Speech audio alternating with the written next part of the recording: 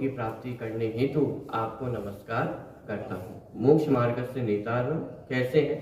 मोक्ष मार्ग के नेता है भेदतारम कर्म भूव्रताम, माने भेदता है किसके? कि कर्म भूव्रतों के, माने कर्म रूपी पर्वतों को भेदने वाले हैं। तो कर्म रूपी पर्वतों को भेदने वाले को, और ज्ञातारम विश्व तत्वाना, जो विश्व तत्व के ज्ञाता है, ऐसे ज्ञाता को वंदे, वंदना करता हूँ, नमस्कार करता हूँ। क्यों करता हूँ? तद गुण लब्ध है, कि उनके गुणों की प्राप्ति हो, इसलिए मैं नमस्कार करता हूँ। इस मंगलाचरण का क्या महत्व है, क्यों इसके ऊपर इतने बड़े बड़े ग्रंथ, टीकाएं सब लिखी गई हैं, उसके महत्व कल अपन ने देखा था। दूसरी एक विशेषता और इसमें यह है कि इस मंगलाचरण में किसी व्यक्ति को नमस्कार नहीं किया है। माने आप देखेंगे तो ना आदिनाथ भगवान, ना महावीर भगवान, किसी भी व्यक्ति को नमस्कार नहीं किया गया है। माने जिनागम में भी, जैन दर्शन में भी ये परंपरा रही है कि व्यक्तिवाद नहीं है, माने किसी व्यक्ति को पूजने की परंपरा जैन दर्शन में नहीं है। व्यक्ति को नहीं, उसके व्यक्तित्व को पूजा जाता है। माने क्या कि महावीर भगवान का नाम तो आज हम लोग जानते हैं, वर्तमान 24 है तो महावीर भगवान का नाम हमें पता है, लेकिन भूतकाल में इतनी 24 हुई है और भविष्य काल में भी अनंतो 24 होंगी, एक भी 24 का नाम हम जानते हैं क्या? माने आज जिन महावीर भगवान को हम जानते हैं, आने वाली पीढ़ी उन महावीर भगवान को भूल जाने वाली है, लेकिन उनके व्यक्तित्व को, उनके गुणों को, कि वो सदा वैसे के वैसे आगे भी चलेंगे और वे ही पूजनीय होते हैं। माने जैन दर्शन में व्यक्तिवाद नहीं है, व्यक्तित्व की पूजा उसमें होती है, गुणों की पूजा होती है। महावीर भगवान की पूजा क्यों करते हैं? क्योंकि महावीर भगवान ने वीतरागता, सर्वज्ञता, हितोपदेशिता प्रकट की है, तो वैसे गुणों को प्रकट करने के लिए हम जिनेन भगवान को अथवा महावीर भगवान को पूजते हैं। मंगलाचरण में भी आप जैसे देखेंगे तो प्रायः जितने मंगलाचरण लिखे जाते हैं उनमें मूलतः गुणों की चर्चा की जाती है। विशेष तौर पे किसी तीर्थंकर भगवान को लेकर के नमस्कार करने वाले मंगलाचरण आपको प्रायः बहुत कम देखने को मिलेंगे। जैसे सबसे पहला ही ग्रंथ यदि अपन देखें जो लिपिबद्ध हुआ, षटखंडागम ग्रंथ, उसमें किसको नमस्कार किया? पंच परमेष्ठियों को नमस्कार किया। नमोकार मंत्र के द्वारा जो मंगलाचरण किया, तो नमो अरिहंताणम, नमो सिद्धाणम, नमो आयर्याणम, नमो वज्रायणम, नमो लोए सभ्य सावम। माने आदिनाथ भगवान से लेकर के महावीर भगवान तक किसी को भी याद नहीं किया। कम से कम महावीर भगवान को तो एक बार याद करना चाहिए था। उनके शासन में अपन रह रहे हैं, माने अंतिम शासन नायक जो कहे जाते हैं, महावीर भगवान कहे जाते हैं, तो उनको तो याद करना चाहिए था। उनसे हमें वाणी प्राप्त हुई है। किसको नमस्कार किया? कि उन पदों को नमस्कार किया है, और पदों में भी वास्तव में तो उनके जो गुण हैं, अरहंत, सिद्ध, आचार, उपाध्याय, साधु, ये 5 परमेष्ठी, उनको नमस्कार किया है। तो ये आचार्यों की भी परंपरा रही है, जैन दर्शन की ये परंपरा रही है कि किसी व्यक्तिवाद का स्थान नहीं है, उनके गुणों की पूजा होती है। क्यों पूज्य है? क्योंकि वीतरागता है, सर्वज्ञता है, हितोपदेशिता है, ये उनके पूज्य पने का कारण है। ठीक है, चलिए, तो इस प्रकार ये बहुत सारी विशेषताएं मंगलाचरण की कल अपन ने देखी थी, इसलिए मैं वो पूरी चर्चा रिपीट नहीं कर रहा हूँ। अंत में हमने एक उत्थानी का अपन समझ लें, मात्र थोड़ी सी चर्चा पहले सूत्र की थी। पहला सूत्र क्या, कौन सा है? सम्यक दर्शन ज्ञान चारित्राणी मोक्ष मार्ग। ये पहला सूत्र है। पहले सूत्र की उत्पत्ति कहाँ से हुई है, कैसे हुई है, उसकी कथा अपन ने देखी थी कि कोई आत्महित का इच्छुक व्यक्ति है। इच्छुक शब्द भी नहीं, वहां तो लिप्सा शब्द लिया था। ये आत्महित का कोई लिप्सा व्यक्ति है, और वो आचार्य के समक्ष आता है और अपने मोक्ष मार्ग को पूछता है कि हे मुनिराज, मुझे मुक्ति की प्राप्ति कैसे हो, ये मोक्ष किसे कहते हैं? तो आचार्य ने फिर वहां से मोक्ष की परिभाषा बताते हुए उसको प्राप्त करने का उपाय क्या है, तो मोक्ष मार्ग का वर्णन यहाँ से प्रारंभ किया। माने एक बात हमें समझ में आ गई है कि ग्रंथ की रचना, ये सूत्र, ये सब आत्महित की दृष्टि से ही किया गया है। ठीक है, देखिए, सम्यक दर्शन ज्ञान चारित्राणी मोक्ष मार्ग। आप लोग भी रिपीट कर सकते हैं, सम्यक दर्शन ज्ञान चारित्राणी मोक्ष मार्ग। ठीक है, यदि शब्दशः अर्थ देखा जाए तो बहुत सरल अर्थ है। सम्यक दर्शन ज्ञान चारित्राणी, माने सम्यक दर्शन, सम्यक ज्ञान और सम्यक चारित्र की एकता का नाम मोक्ष मार्ग है। ठीक है, एकदम सरल सा अर्थ हुआ। माने मोक्ष मार्ग में सम्यक दर्शन, सम्यक ज्ञान और सम्यक चारित्र, इन तीनों की आवश्यकता होती है। माने इन तीनों में ही ऐसा कुछ होगा जिसके माध्यम से हमारा मोक्ष मार्ग प्रकट होने वाला है। मोक्ष मार्ग में हम आगे बढ़ने वाले हैं।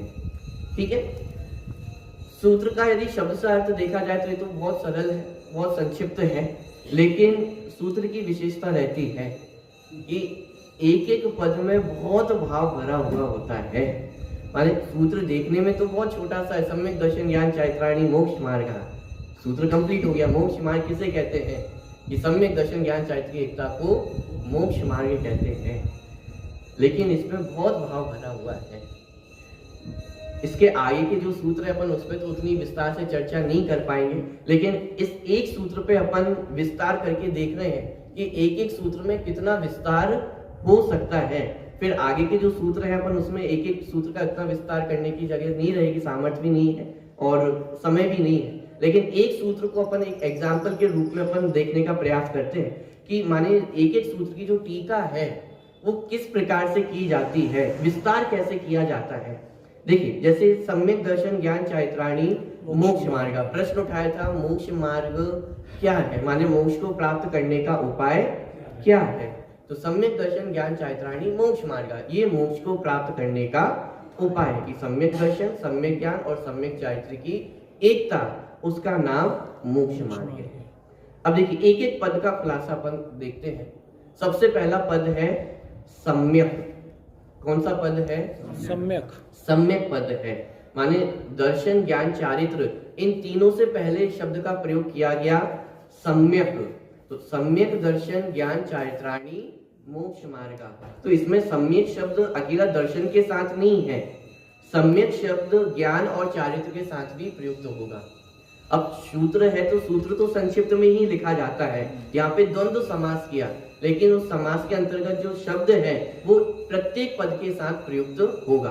तो सम्यक दर्शन, सम्यक ज्ञान और सम्यक चारित्र। अब इतना बड़ा यदि लिखते तो सूत्र बहुत बड़ा हो जाता, एक एक पद के साथ सम्यक दर्शन का, सम्यक शब्द का प्रयोग करते तो बड़ा हो जाता। व्याकरण की दृष्टि से भी जो रिपीटेशन है वो दोष माना गया है, माने सूत्र में रिपीटेशन नहीं होना चाहिए, इस सूत्र की विशेषता होती है। माने कम से कम शब्दों में जितना काम चल जाए उतने कम शब्दों में सूत्र की रचना होनी चाहिए।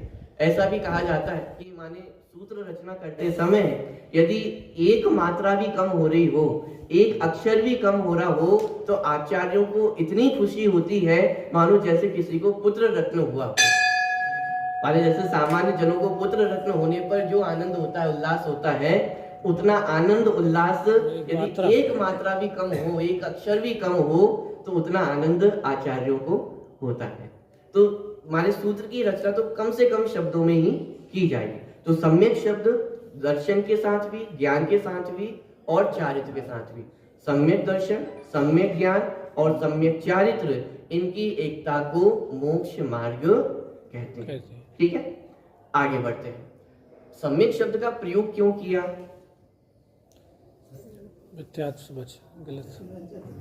कि ये समझने के लिए पहले सम्यक शब्द का अर्थ समझना होगा। सम्यक माने होता है अच्छा, माने सही, सच्चा, सच्चा, ये सारे सम्यक शब्द के अर्थ हैं। मूल रूप से जो टीकाकारों ने एक शब्द का प्रयोग किया, सम्यक शब्द का अर्थ होता है प्रशंसावाची।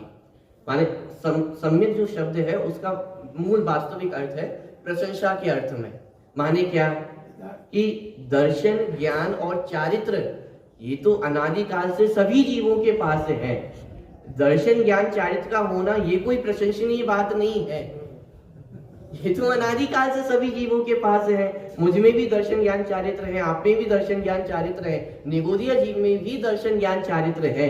तो दर्शन, ज्ञान, चारित्र का होना ये प्रशंसनीय नहीं है, लेकिन सम्यक दर्शन, ज्ञान, चारित्र का होना ये प्रशंसनीय है। वो दर्शन गुण प्रशंसा को प्राप्त कब होगा? कि जब वो सम्यक रूप से परिणमन होगा। ज्ञान गुण प्रशंसा को प्राप्त कब होगा? कि जब वो सम्यक ज्ञान रूप होगा। चारित्र प्रशंसा को प्राप्त कब होगा? कि वो सम्यक चारित्र रूप होगा। दूसरा कारण ये भी है कि सम्यक शब्द कह करके दर्शन, ज्ञान, चारित्र मात्र मोक्ष मार्ग नहीं है, क्योंकि दर्शन ज्ञान चारित्र तो सभी जीवों के पास है। मेरे पास भी दर्शन ज्ञान चारित्र है, आपके पास भी दर्शन ज्ञान चारित्र है, और महावीर भगवान के पास भी दर्शन ज्ञान चारित्र है। तो फिर मोक्ष मार्ग किसको प्रकट होगा? कि मात्र दर्शन ज्ञान और चारित्र के होने से मोक्ष मार्ग नहीं होगा।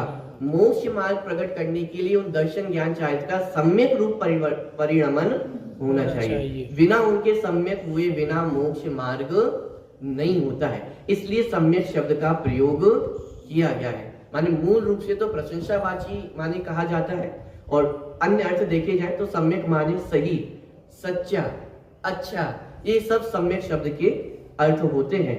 तो दर्शन ज्ञान चारित्र श्रद्धा कैसी होनी चाहिए? सच्ची होनी चाहिए, सम्यक होनी चाहिए। ज्ञान कैसा होना चाहिए? सच्चा होना चाहिए। चारित्र कैसा होना चाहिए? सच्चा होना चाहिए। अब सच्चा होने का अर्थ क्या है? सम्यक कैसे हुआ जाए? अब शब्द तो एक है सम्यक, लेकिन एक एक पद के साथ जब सम्यक शब्द को जोड़ा जाता है तो सम्यक शब्द का अर्थ बदलता चला जाएगा। माने सम्यक श्रद्धा में सम्यक क्या कार्य कर रहा है उसका अलग कार्य, ज्ञान के साथ सम्यक का क्या कार्य है वो अलग कार्य है, चारित्र के साथ सम्यक शब्द का क्या कार्य है वो अलग कार्य है। जैसे सम्यक श्रद्धा माने श्रद्धा कैसी होनी चाहिए? सम्यक होनी चाहिए। तो सम्यक श्रद्धा का मतलब क्या? कि श्रद्धा गुण में लगने वाले जो दोष हैं उनका निराकरण ये सम्यक शब्द करता है। ऐसे ही ज्ञान गुण में लगने वाले जो दोष हैं उनका निराकरण सम्यक शब्द करता है। ऐसे ही चारित्र गुण में लगने वाले जो दोष हैं उनका निराकरण ये सम्यक शब्द करता है। अभी भी हो सकता है कुछ बात समझ में नहीं आ रही हो। देखिए, सबसे पहले श्रद्धा गुण का दोष क्या है? मिथ्यात्व। माने श्रद्धा गुण का कार्य क्या है? श्रद्धा करना, मानना। ये श्रद्धा गुण का कार्य सिंपल सा कार्य है। माने जो ज्ञान उसको परस के दे देगा उस पे भरोसा करना या नहीं करना, ये दो ही रास्ते हैं श्रद्धा के पास। या तो भरोसा कर लेगा या भरोसा नहीं करना। अब भरोसा यदि सही जगह नहीं करेगा तो कहीं ना कहीं तो करेगी। माने श्रद्धा भरोसा तो करेगी, कहीं ना कहीं तो करेगी। मैं जीव हूं, यदि इस बात पे भरोसा नहीं होगा तो ये शरीर ही मैं हूं, इस बात पे भरोसा हो। माने श्रद्धा का कार्य मात्र इतना ही है, भरोसा करना, मानना। या तो सही बात को स्वीकार करेगी श्रद्धा या फिर विपरीत बात को श्रद्धा स्वीकार करेगी। तो श्रद्धा गुण का दोष ये है कि वह विपरीत बात को स्वीकार कर ले, जिसे हम मिथ्यात्व कहते हैं, मिथ्या दर्शन कहते हैं। उल्टी मान्यता को मिथ्या दर्शन कहते हैं। तो श्रद्धा गुण का दोष क्या है? मिथ्यात्व। अब वह चाहे ग्रहित मिथ्यात्व हो चाहे अग्रहित मिथ्यात्व हो। अग्रहित मिथ्यात्व माने अनादि काल से जो हमारी भूल चली आ रही है, इस शरीर में ही एकत्र ममत्व चला आ रहा है, वह अग्रहित मिथ्यात्व। और ग्रहित मिथ्यात्व जो इस भव में और हम नई कमाई करते हैं वो सब ग्रहित मिथ्यात्व। तो श्रद्धा का दोष यही है, मिथ्यात्व। अब सम्यक शब्द जैसे ही जोड़ा तो उसने क्या किया? इस मिथ्यात्व को भगा दिया। कि साहब श्रद्धा में मिथ्यात्व की कहीं कोई गुंजाइश नहीं है। जहां सम्यक श्रद्धा है वहां मिथ्या श्रद्धा नहीं रह सकती है। तो सम्यक शब्द ने उस मिथ्या शब्द का निराकरण कर दिया, माने मिथ्या श्रद्धा को दूर भगा दिया। अब जैसे ही मिथ्या श्रद्धा दूर भागी तो श्रद्धा कैसी हो गई? सम्यक हो गई। ज्ञान तो पहले से है कि मैं आत्मा हूं, ये ज्ञान किसको नहीं है? आज बच्चे को हम याद करा देते हैं कि मैं जीव हूं, शरीर अजीब है। ये ज्ञान तो सभी को है, लेकिन श्रद्धा है या नहीं है? जब तक श्रद्धा नहीं होगी तब तक सम्यक दर्शन भी नहीं होगा। तो जैसी ही श्रद्धा हुई कि ज्ञान तो था कि मैं जीव हूं, और इसी बात पे श्रद्धा भी हो गई कि हाँ मैं ही जीव हूं, ऐसी मान्यता हुई, तो सम्यक दर्शन हो गया। ठीक है, सम्यक ज्ञान। अब सम्यक ज्ञान में जो सम्यक शब्द जुड़ा हुआ है वह ज्ञान के दोषों को दूर करता है। ज्ञान के दोष क्या है? 3 दोष है, संशय, विपर्य और अनंतवश। कितने दोष हैं? 3 दोष हैं। किसके? ज्ञान के। संशय, विपर्य और अनंतवश है। और सम्यक शब्द इन तीनों दोषों का निराकरण करता है। ठीक है। अब संशय किसे कहते हैं? संशय माने कंफ्यूजन, माने आपके पास दो ऑप्शन हैं और आप उन दोनों ऑप्शन में कंफ्यूज हो रहे हैं। दो ऑप्शन तो मिनिमम मैंने कहे हैं, कंफ्यूजन होगी तो उसमें कम से कम दो ऑप्शन तो होंगे ही होंगे, उससे अधिक भी हो सकते हैं, लेकिन मिनिमम दो ऑप्शन तो होंगे ही होंगे। और उन दोनों ऑप्शन में कंफ्यूजन होना कि ये सही है कि ये सही है। जैसे जिनवाणी में बहुत प्रसिद्ध उदाहरण दिया कि एक रस्सी पड़ी हुई थी, तो लेकिन थोड़ा अंधकार था तो समझ में नहीं आ रहा था कि रस्सी है कि सांप है। जाने में डर लग रहा था, छूने में डर लग रहा था कि अरे कैसे जाए, यदि सांप हुआ तो, माने ये कंफ्यूजन, निर्णय नहीं होना, तो ये संशय।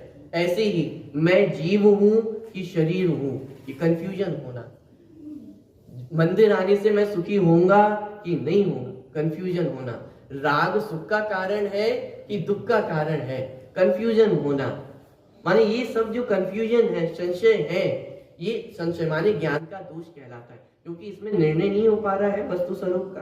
माने वस्तु क्या है ये निर्णय नहीं हो पा रहा। माने संशय जब तक रहेगा तब तक वस्तु कैसी है उसका सम्यक ज्ञान नहीं हो सकता है। तो पहला संशय माने कंफ्यूजन होना, डाउट होना, ऐसा है कि ऐसा है, ये संशय। दूसरा विपर्यय। अब विपर्यय में उल्टा ही मान लिया। अभी तक तो कंफ्यूजन थी कि मैं जीव हूं कि शरीर हूं, अब लेकिन विपर्यय हो जाए तो कि मैं शरीर ही हूं। जैसे वो रस्सी है कि सांप है, अब अंधकार था, थी तो रस्सी, लेकिन मान क्या लिया, सांप ही है।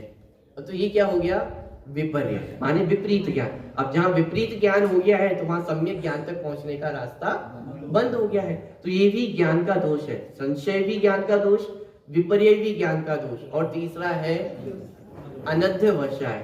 अनध्यवसाय क्या है, हिसाब होगा जो होगा, हमें क्या करना, इसका नाम है अनध्यवसाय। अनध्यवसाय माने ज्ञान की अनिच्छा होना, जानने की अनिच्छा होना कि क्या करना, जान करके होगा जो होगा।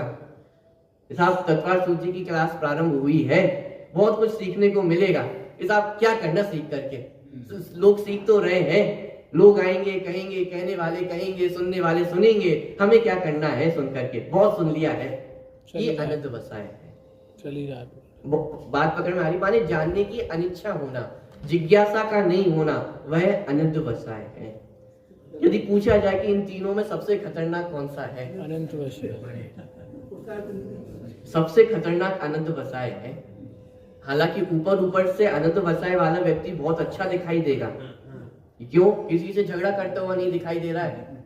संशय विपर्य वाले तो आपस में झगड़ा करते रहेंगे।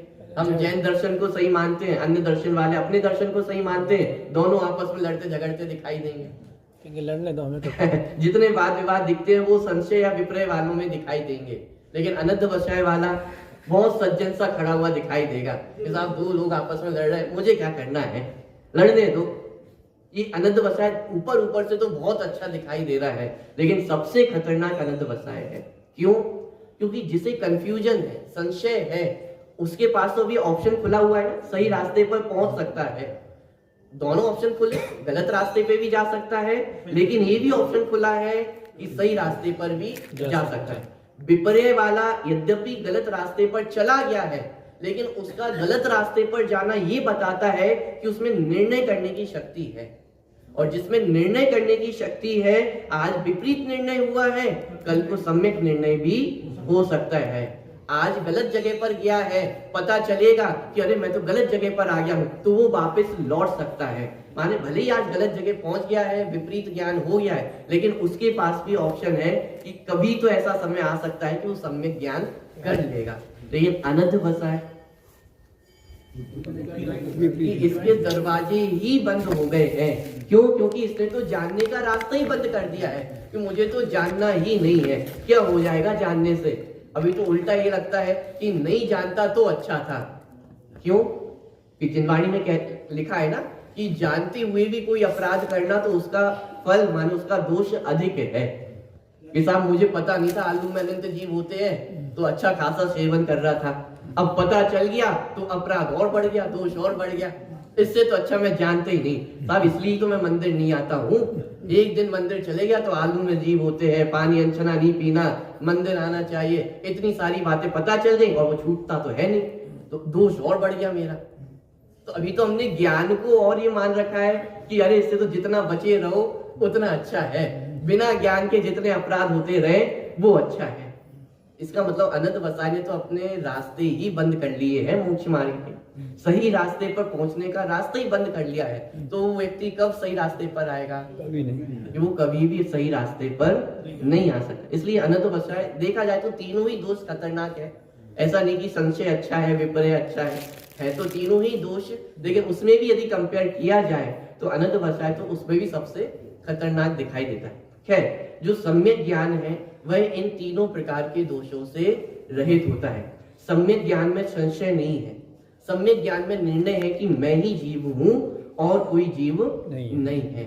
विपर्य भी नहीं है, शरीर में ऐसी अज्ञानता नहीं है कि शरीर जीव है, मैं जीव हूं, मैं ही ज्ञान चेतना वाला तत्व हूं और मैं ही जीव हूं, तो विपर्य भी नहीं है। और अनंत बसाई तो है ही नहीं, जानने की रुचि भी है, जिज्ञासा भी है, निरंतर जो कुछ उपाय बनता है उससे अपने स्वरूप को जानने का उपाय सम्यक दृष्टि जीव करते हैं। तो सम्यक शब्द से संशय, विपर्य और अनंत बसाई इन तीनों दोषों का निराकरण हुआ। ठीक है, सम्यक दर्शन में किसका निराकरण किया था? श्रद्धा के दोषों का। श्रद्धा के दोष कौन से थे? ये ऐसा कि ऐसा है, मिथ्यात्व, अग्रहित मिथ्यात्व और ग्रहित मिथ्यात्व, ये श्रद्धा के दोष थे। ज्ञान के दोष संशय, विपर्य और अनंत बसाई। ठीक है, अपन समझ क्या रहे हैं? सिर्फ सम्यक शब्द का अर्थ देख रहे हैं। माने सम्यक शब्द ने सूत्र में क्या क्या कार्य किया है, माने श्रद्धा, ज्ञान और चारित्र, इन तीनों के दोषों को भगाने का कार्य सम्यक शब्द ने किया। श्रद्धा के दोष थे मिथ्यात्व, अग्रहित और ग्रहित। तो सम्यक शब्द ने आकर के अग्रहित मिथ्यात्व को भी भगाया, ग्रहित मिथ्यात्व को भी भगाया। तो श्रद्धा गुण कैसा हो गया? शुद्ध हो गया, सम्यक हो गया। फिर बारी आई ज्ञान की। तो ज्ञान के तीन दोष थे, संशय, विपर्य और अनंत बसाई। तो सम्यक शब्द आया और उसने तीनों दोषों को भगा दिया, तो ज्ञान भी कैसा हो गया? सम्यक हो गया, शुद्ध हो गया। अब बारी आती है चारित्र की। चारित्र के दोष क्या है?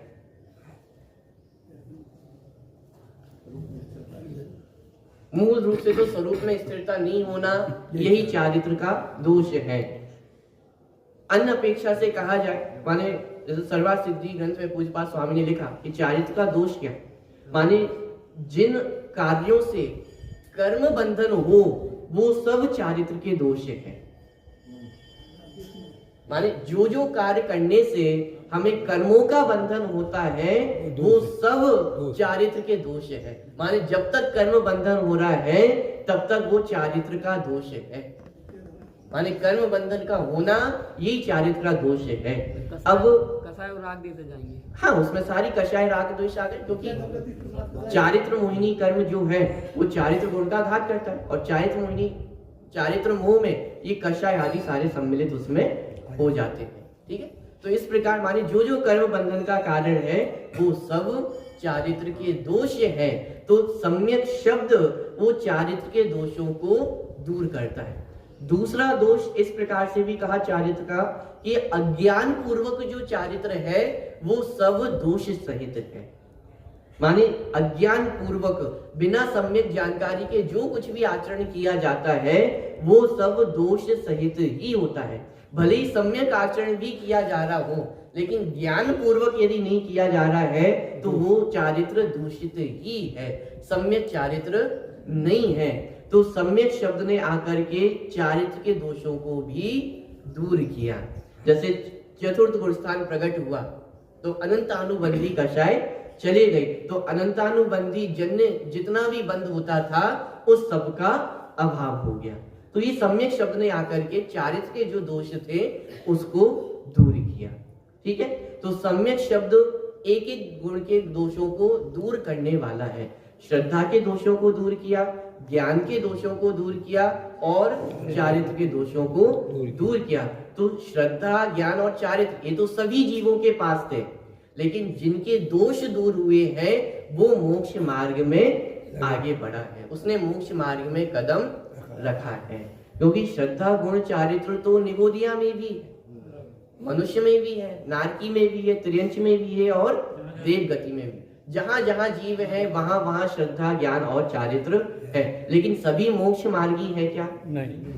कि सभी मोक्ष मार्गी नहीं है। मोक्ष मार्गी कौन होगा? जिनके दोष दूर होंगे, जिनको सम्यक श्रद्धा, सम्यक ज्ञान और सम्यक चारित्र होगा, वे ही मोक्ष मार्ग में आगे बढ़ते हैं। ठीक है, तो सम्यक शब्द का प्रयोजन ख्याल में आया। सम्यक शब्द तीनों गुणों के दोषों को दूर करने वाला है, और ये सम्यक शब्द तीनों के साथ लगा है, सम्यक दर्शन, सम्यक ज्ञान और सम्यक चारित्र। ठीक है, इतना ख्याल में आया। ये सम्यक शब्द की अकेली व्याख्या हुई है। अब आप कल्पना कर सकते हैं आचार्यों ने कितना विषय मात्र एक सम्यक शब्द में ही खोला होगा। ठीक है, एक सिर्फ अनुमान मैं आपको करवा रहा हूं कि टीका कैसे की जाती है, माने एक एक सूत्र में इतने बड़े बड़े ग्रंथ क्यों लिख गए हैं, उसका कारण। ठीक है, आगे बढ़ते हैं। अगला पद है दर्शन, सम्यक दर्शन। दर्शन माने क्या? अवलोकन करना। दर्शन शब्द का एक अर्थ देखना भी होता है, लेकिन यहाँ पे जो दर्शन शब्द का प्रयोग किया है वो श्रद्धा गुण के अर्थ में किया गया है। मान्यता माने मान्यता कैसी है, श्रद्धा कैसी है, विश्वास कहाँ पर है? ज्ञान तो है, लेकिन वो ज्ञान पर विश्वास है या नहीं है,